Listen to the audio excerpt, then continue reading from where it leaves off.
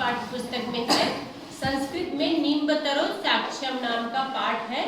उस कहानी का सारांश जो कहानी है वो थोड़ा हम लोग बताते हैं आपको, तो आप उसको सुनिएगा। कहानी बहुत ही अच्छी है, बहुत ही अच्छा लगेगा आप लोगों को। इसमें दो मित्र रहते थे, दोनों ही बहुत ही एक दूसरे से पढ़ती थी। एक का नाम था मनोहर, एक का नाम था धर्मचंद।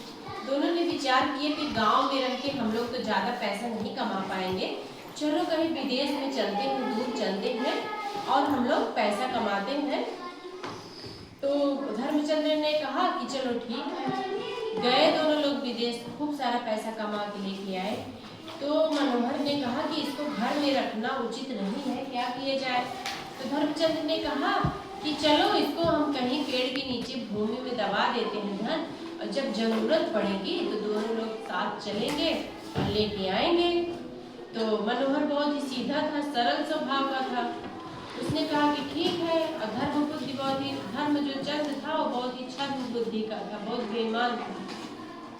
दोनों गए जंगल में, नीम के पेड़ के नीचे उन्होंने मिट्टी खोदकर वहां पर धन छुपा दिया और उसके ऊपर एक पत्थर रख दिया कि बाद में हम लोग पता चलेगा कि यही हमने धन छुपाया है।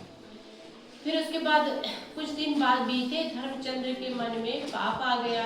वह गया, मिट्टी खोद के सारा पैसा निकाल के लेकर अपने घर चला गया। उधर मनोहर को एक दिन काम पड़ी पैसे की, तो उसने कहा कि चलो, धर्मचंद से कहा कि चलो पैसे निकाल आते हैं हम लोग, थोड़ा सा मुझे जरूरत है।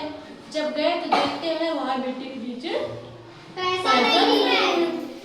तो रोने लगा मनोहर कि पता नहीं किसने हम लोगों का पैसा चुरा लिया। तो धर्मचंद्र कह रहा है कि मनोहर तुम्ही पैसा चुराया है, बहुत दुष्ट था ना वो। उसने कहा तुम्ही पैसा चुराया है। तो फिर उसके बाद वो कहा कि नहीं, मैं चोर नहीं हूँ, मैंने चोरी नहीं की है, मैं पैसा नहीं चुराया हूँ। तो राजा के पास बात गई। राजा सोचे कि अब क्या किया जाए, तो बहुत ही कठिन मामला है, कैसे निर्णय लिया जाए, किसने पैसा चुराया है।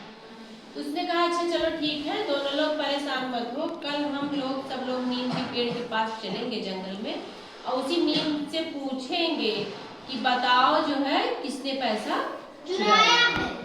फिर उसके बाद सुबह हुई, सब लोग सेनापति, राजा, सब लोग मिलके और मनोहर, धर्मचंद सब लोग गए नीम के पेड़ के पास।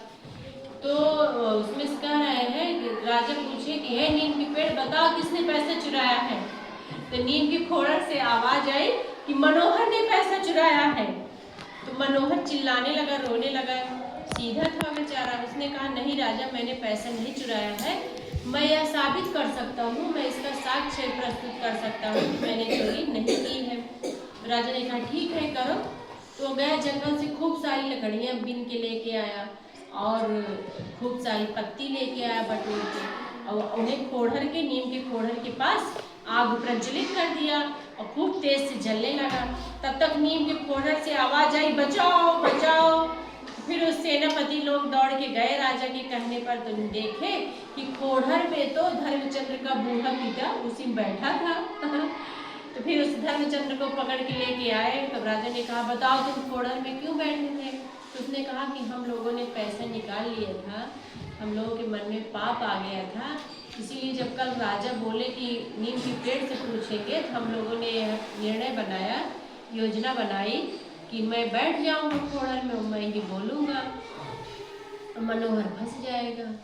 तो चोर पकड़ा गया, धर्मचंद भी चुराया था। वहाँ पर सत्य की जीत होगी। तो इसीलिए कहा जाता है कि सच्चे मित्र का चुनाव हमेशा अच्छे तरीके से करना चाहिए, हमें सच्चे मित्र का साथ लेना चाहिए, हमेशा सच्चे मित्र की संगत पकड़नी चाहिए, मित्र का चुनाव हमें सही करना चाहिए। ऐसे नहीं है चाहे जिस भी मित्र का